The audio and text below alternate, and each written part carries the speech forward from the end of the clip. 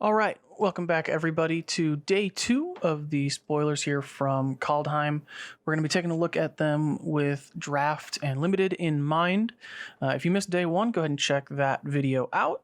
But we do have our first card here from day 2, and that is Magda Brazen Outlaw.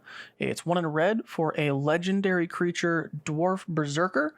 And she says, other dwarves you control get +1/+0. So that's already good. If dwarves are going to be a thing, that's something that we definitely want, kind of an anthem there.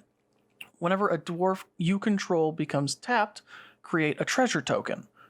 Also very strong. Treasures are great, helping with some ramp. So yeah, this is going to take you from 2 to 4 mana, basically, on turn 3. If you play this on 2, swing with it on turn 3. Even if it gets chump blocked and killed, you will ramp and be able to play your 4-drop ahead of time. It also says, sacrifice 5 treasures. Search your library for an artifact or dragon card. Put that card onto the battlefield, then shuffle your library. So, we know dragons are going to be a thing now. And that is incredibly strong to be able to just search up your huge bomb out of your library and play it at instant speed. Uncounterable. Is very, very strong. I think this card is going to see a lot of play. I think this is going to be a great first pickable card. I think this does everything. It checks all the boxes. It helps get in more damage, which red wants to do. It buffs your creatures a little bit, your other dwarves. It ramps you a little bit with the treasure tokens. It's going to boost anything that cares about artifacts because you're going to have a bunch of them with all the treasure tokens. You're probably going to be seeing, I'm guessing maybe like a Grixis artifact theme. I'm guessing artifacts are going to be a part in the set. And then, yeah, you can just get your bomb straight out of your deck, which is nuts, and just play it immediately. So yeah, I think this is going to be really strong. And something else that I noticed there's an article that Wizards put out about set and theme booster cards, and in there it confirms that vehicles will be back in the set. So not only will this, because it says whenever a dwarf you control becomes tapped, it doesn't say when that creature is tapped and attacking, nothing. Whenever it becomes tapped, so if you have a way to tap and untap your things, you can just start spitting out treasure tokens, and you can tap this to crew a vehicle, which is an artifact, which you're going to want. Also, it's going to create a treasure token, which is another artifact, which you want. If you have other dwarves, you can do that with other dwarves to crew other vehicles, to make more treasures, to get your dragon. Yeah, this seems like it's going to be doing everything that we want. In that article, it also confirms that there's angels are going to be kind of like an Orzhov thing, it seems. Golgari is going to be elves. There's some giants. It's a great article. If you haven't read it, check it out. But yeah, that's our first card, Magda Brazen Outlaw. I'm high on this card. I think this is a very strong one. Our second card that we've got is Realm Walker. Now, I have not even read this card yet, so we're going to be getting my live reaction here to the card.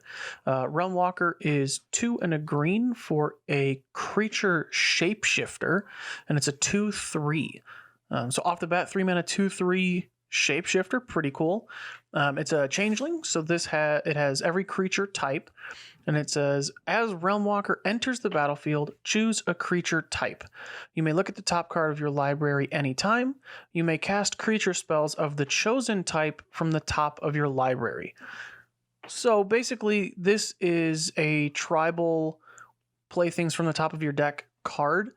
And I am a big fan of that. You can see we've got a buy a box promo art that looks really cool. Kind of like a creepy elk shaman demon looking thing. I don't know what that thing is. But Kaldheim is seeming very tribal synergy driven. So I think this is going to see a lot of play. While it is a green card, this is almost going to play out, I feel like a colorless card, where I wonder if the tribe for green is going to be shapeshifter. It seems like black-white is going to be angels. Green-black is going to be elves. I've seen a lot of blue-red giants. I wonder if there's going to be a sub-theme of green that's just shapeshifter, and it's just every creature type. It's seeming like there's going to be a lot of tribal decks and a lot of similar creature types, in which case, or if that's the case, this is going to be a very, very strong card. A 3-mana 2/3 body is not the best, but it's so playable. And then when this is every creature type, and you get to basically, if you draft a green-black elves deck, you get to now extend your hand to the top of your library. You get to play things from the top of your library. Yeah, I think this is strong. I wouldn't say it's like a bomb. I don't think it's a like windmill slam this, pack one, pick one. I think you would happily pick this pack one, pick one. I just don't know about windmill slamming this. So I would say it's like like a B+. Like you're going to want this in your deck more often than you don't. You almost never are going to not want this. Obviously, if it's not on color, if you're not drafting a tribal deck, things like that.